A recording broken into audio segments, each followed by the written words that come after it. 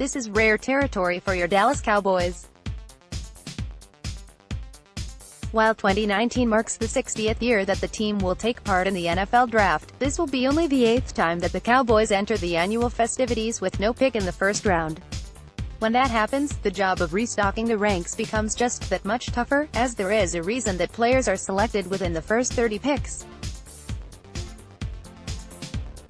They, of course, are generally considered the best bet to become impact players in the league.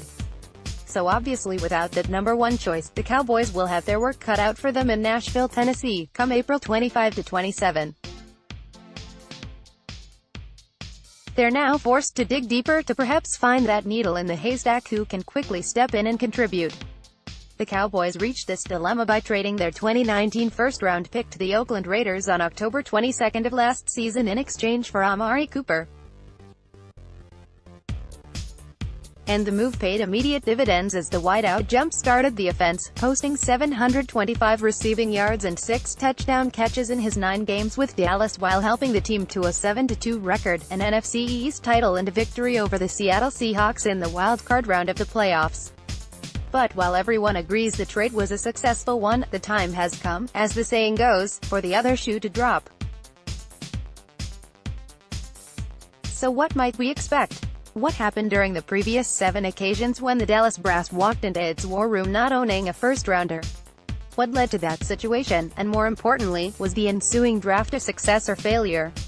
Let's take a look back in history to see just what transpired. In every instance, the deals were made in hopes of making the Cowboys better. However, whether the moves actually worked or not is an entirely different matter. History: while the Cowboys began play in 1960, they weren't afforded the luxury of participating in that year's NFL Draft. The event was actually held on November 30, 1959, 2 months before the city was officially granted a franchise on Jan. 28. Then on June 22, 1960, wanting a veteran presence to guide their upstart expansion group, the leadership trio of Tex Schramm, Gil Brandt and Tom Landry traded away their first and sixth round choices in the 1961 draft to the Washington Redskins for the rights to quarterback Eddie LeBaron. Meaning when the team's first official draft came around on December 27, the Cowboys no longer had what would have been the second overall pick. Although it's hard to believe now, back in those days, there was no time limit on making selections. So when the Cleveland Browns, which had already used the 10th overall pick, let it be known they were now willing to trade the 13th choice off, Schramm went to negotiate a deal, hoping to outbid the Philadelphia Eagles, who were also interested. It took 2 hours, the entire draft basically coming to a standstill while the two sides worked out the particulars. In the end, the Cowboys traded away starting offensive tackle Paul Dixon and their first-round pick in 1962 to get the man they had coveted all along, Bob Lilly, out of nearby TCU. Cowboy, he was the first Dallas player inducted into the Pro Football Hall of Fame as well as the team's Ring of Honor.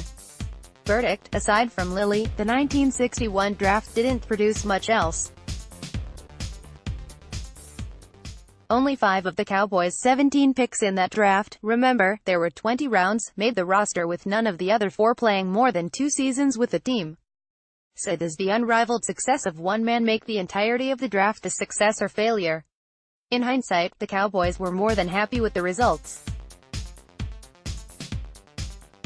History: of course, with Dallas having made the deal for Lilly the previous year, the team now found itself in the same situation when the 1962 draft rolled around on deck. Point 4, 1961, this time losing the 4th overall pick. But unlike the previous time, the Cowboys stayed pat, not going on the clock until the 18th choice came on the board, which was then part of the second round for the much smaller league. Of the 15 picks the team made that year, 6 managed to find a spot on the roster, but only 1 truly enjoyed any kind of success: defensive end George Andre, who was grabbed with the second of 2 sixth-round picks. He took the field for 11 years with Dallas, and over a 5-year stretch from 1965 to 69, earned 5 consecutive Pro Bowl invites and a first-team All-Pro recognition in the final season of that run. Verdict: it was slim pickings after Andre. Defensive tackle Guy Reddies, who grew up in Dallas and went to SMU, led the rest of the field, earning NFL All-Rookie honors in his first season. He was a two-year starter for the Cowboys before being traded to the Baltimore Colts in 1963. But that second-round pick, quarterback Sonny Gibbs, never played a down for Dallas. History: 5 years would pass before the Cowboys would again enter a draft without a first-round pick, but this time it came due to a penalty of sorts. 2 seasons earlier, All-Big 8 defensive tackle Ralph Neely was selected in the second round of both the NFL and AFL drafts, the Colts and Houston Oilers each claiming him as theirs. But Neely had no interest in moving to the East Coast, so signed a deal with the Houston club. That was before the Cowboys acquired Neely's rights on August 29, 1965. Now wanting to be in Dallas, he basically told the Oilers, "No thanks," and returned their check. Houston, however, wanted its man and lawsuits soon followed.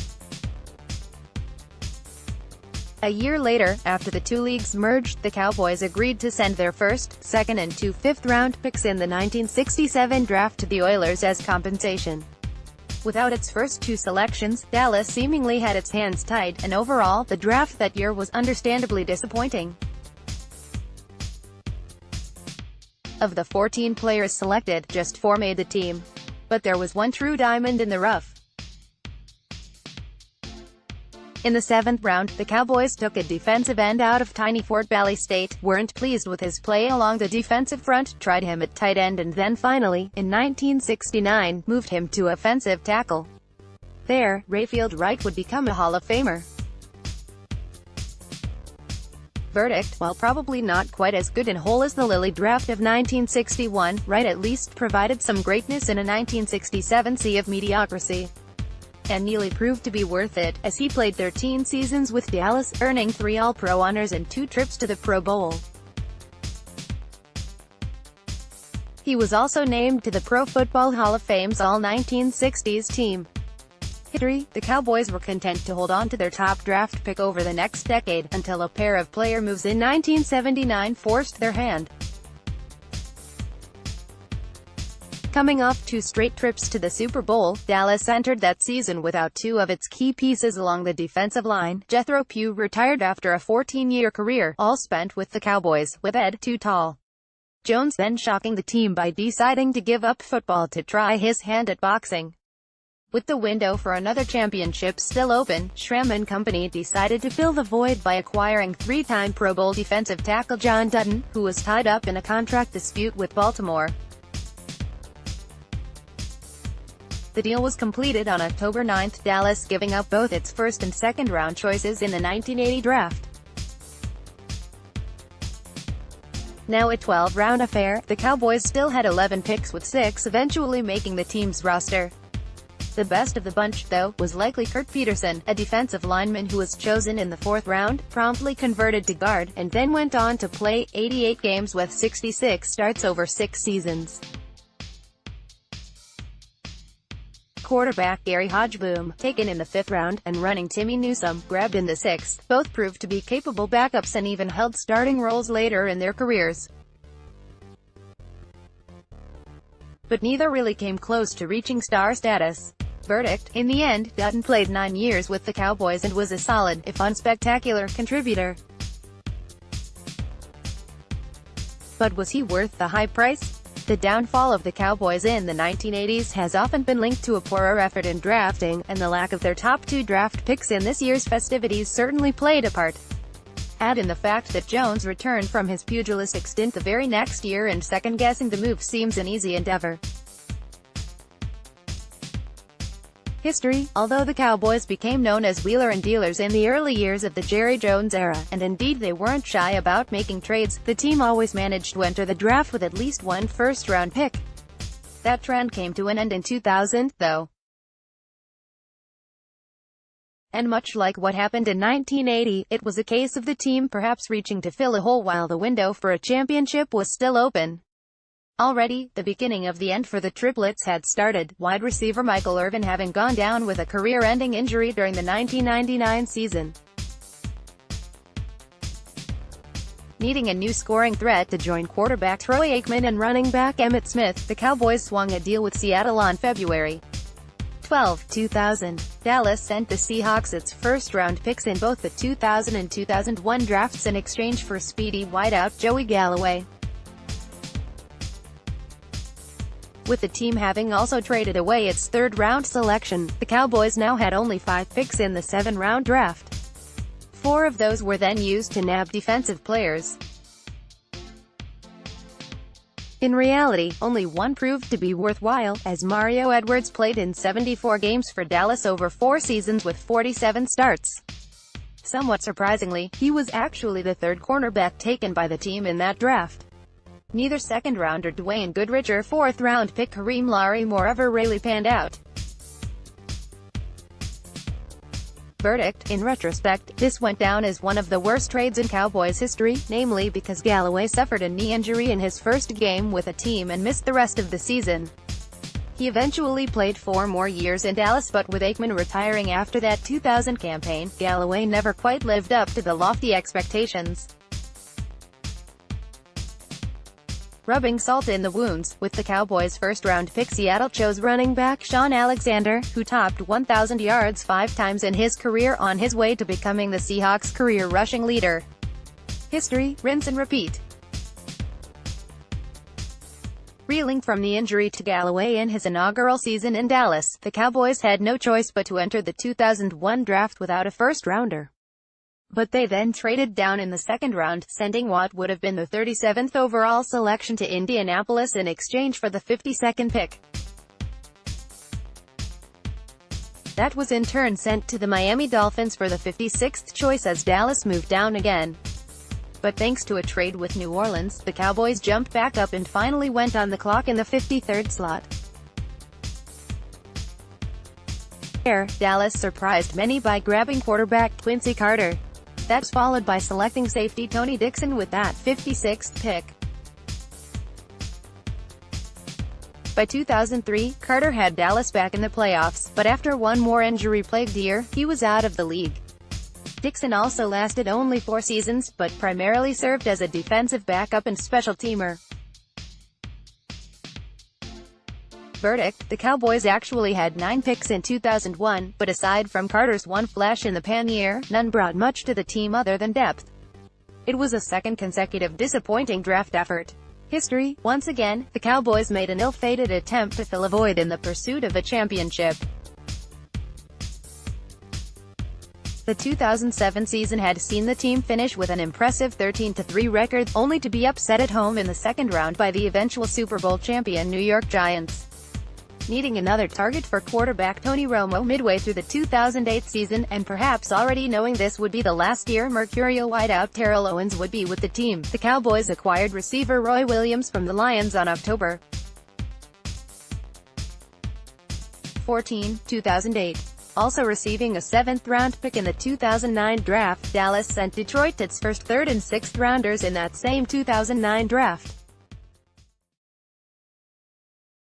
Despite not having a first-round selection, the Cowboys then traded their second-round pick on draft day, meaning they didn't go on the clock until the 3rd round, 69th overall. Thanks to a number of additional trades, Dallas actually wound up with 12 picks in 2009, but only 6 eventually made the team. And really just one, linebacker Victor Butler, became a regular contributor, playing 4 seasons and appearing in 63 games, primarily as a special teamer.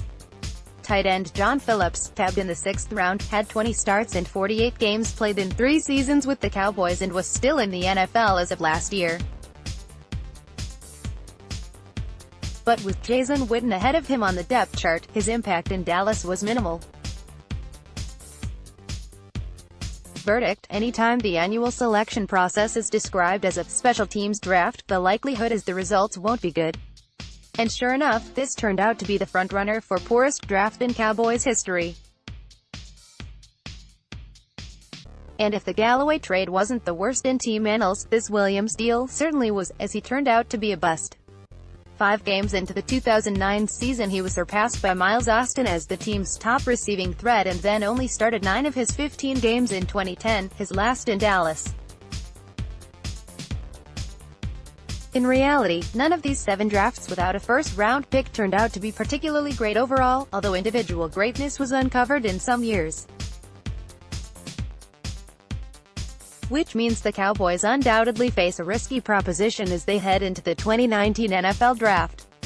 In reality, a verdict on the success or failure of both the trade and the team's selection won't be decided until several years down the road. But as of right now, one thing is for sure, fans can certainly be happy with who the Cowboys are claiming as their No. 1 pick this year, Amari Cooper.